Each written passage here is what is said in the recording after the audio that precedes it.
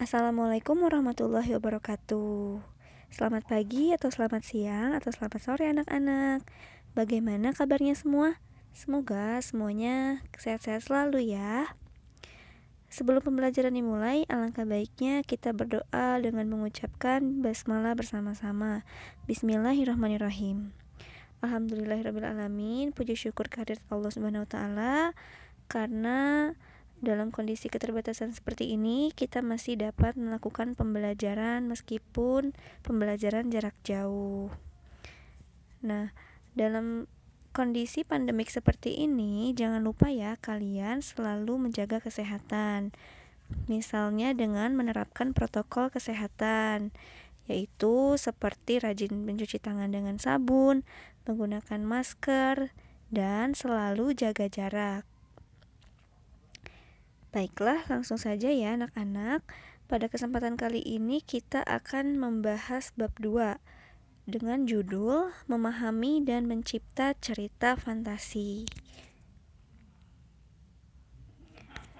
Sebelumnya kita harus mengetahui dulu nih kompetensi dasarnya, yaitu mengidentifikasi unsur-unsur teks narasi atau cerita fantasi yang dibaca dan didengar dengan indikator sebagai berikut. Bisa kalian baca ya. Selanjutnya, kompetensi dasar 4.3, yaitu menceritakan kembali isi teks narasi atau cerita fantasi yang didengar dan dibaca. Indikatornya sebagai berikut. Baiklah, langsung saja kita masuk ke bagian A, yaitu mengidentifikasi unsur cerita fantasi. Nah, karena cerita fantasi ini termasuk ke dalam salah satu jenis teks narasi, maka kita akan membahas terlebih dahulu mengenai ciri umum teks narasi. Nih, narasi merupakan cerita fiksi yang berisi perkembangan kejadian atau peristiwa. Rangkaian peristiwa dalam cerita disebut alur. Rangkaian peristiwa dalam cerita digerakkan dengan hukum sebab akibat. Cerita berkembang dari tahap pengenalan. Apa, siapa, dan di mana kejadian terjadi, timbulnya pertentangan, dan penyelesaian atau akhir cerita. Kemudian, tokoh dan watak tokoh merupakan unsur cerita yang mengalami rangkaian peristiwa. Narasi memiliki tema atau ide dasar cerita yang menjadi pusat pengembangan cerita. Tema dapat dirumuskan dari rangkaian peristiwa pada alur cerita. Amanat merupakan unsur cerita yang menjadi pesan pengarang melalui ceritanya. Amanat berkaitan dengan nilai-nilai kehidupan yang dapat disimpulkan dari isi cerita. Kemudian, apa sih ciri umum cerita fantasi sebagai salah satu jenis teks narasi? Ciri yang pertama, ada keajaiban atau keanehan atau kemisteriusan. Cerita mengungkapkan hal-hal supranatural atau kemisteriusan, kegaiban yang tidak ditemui dalam dunia nyata. Cerita fantasi adalah cerita fiksi bergenre fantasi atau dunia imajinatif yang diciptakan penulis. Pada cerita fantasi, hal yang tidak mungkin dijadikan biasa. Tokoh dan latar diciptakan penulis tidak ada di dunia nyata atau modifikasi dunia nyata. Tema fantasi adalah magic, supranatural, atau futuristik. Ciri yang kedua dari ide ceritanya.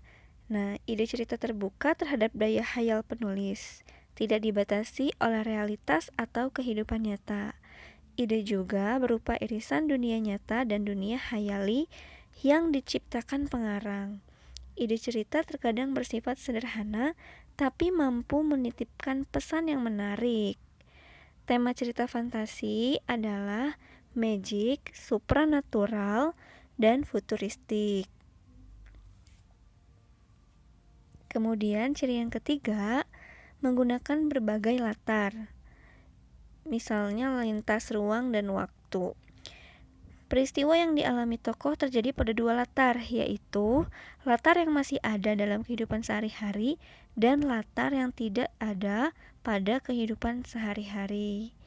Alur dan latar cerita fantasi memiliki kekhasan. Rangkaian peristiwa cerita fantasi menggunakan berbagai latar yang menerobos dimensi, ruang, dan waktu.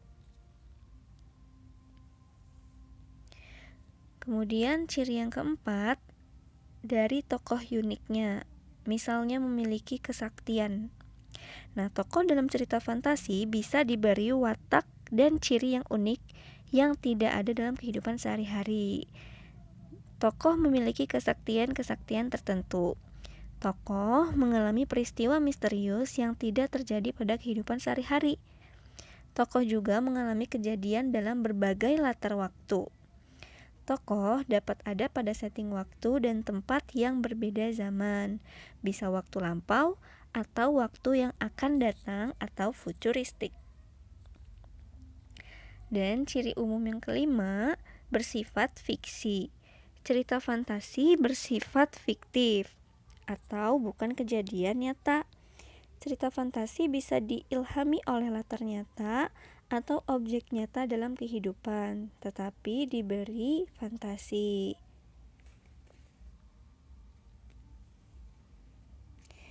Nah, kemudian ciri umum yang terakhir dari segi bahasa, penggunaan sinonim dengan emosi yang kuat dan variasi kata cukup menonjol. Bahasa yang digunakan variatif, ekspresif, dan menggunakan ragam percakapan. Dalam hal ini bukan bahasa formal. Nah, selanjutnya jenis cerita fantasi. Cerita fantasi dibagi menjadi dua jenis. Yang pertama, cerita fantasi total dan irisan, dan cerita fantasi sezaman dan lintas waktu. Nah, cerita fantasi total dan irisan. Jenis cerita fantasi berdasarkan kesesuaiannya dalam kehidupan nyata. Yang pertama, kategori cerita fantasi total berisi fantasi pengarang terhadap objek tertentu. Pada cerita kategori ini, semua yang terdapat pada cerita semua tidak terjadi dalam dunia nyata. Misalnya, cerita fantasi Nagata itu total fantasi penulis. Jadi, nama orang, nama objeknya, nama kotanya benar-benar rekaan pengarang.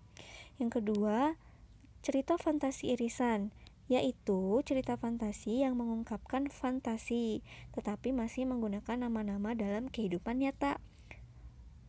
Menggunakan nama tempat yang ada dalam dunia nyata atau peristiwa pernah terjadi pada dunia nyata.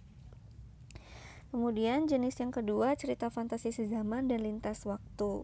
Berdasarkan latar cerita, cerita fantasi dibedakan menjadi dua kategori, yaitu latar lintas waktu dan latar waktu sezaman. Latar sezaman berarti latar yang digunakan satu masa, atau fantasi masa kini, fantasi masa lampau, atau fantasi masa yang akan datang atau futuristik. Latar lintas waktu berarti cerita fantasi menggunakan dua latar waktu yang berbeda. Misalnya, masa kini dengan zaman prasejarah, masa kini dan 40 tahun mendatang atau futuristik.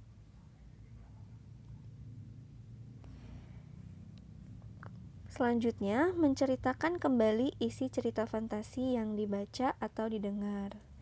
Nah, dalam rangka menceritakan kembali isi cerita fantasi dapat dilakukan dengan menjawab beberapa pertanyaan seperti: yang pertama, urutkan kejadian yang dialami tokoh pada cerita fantasi.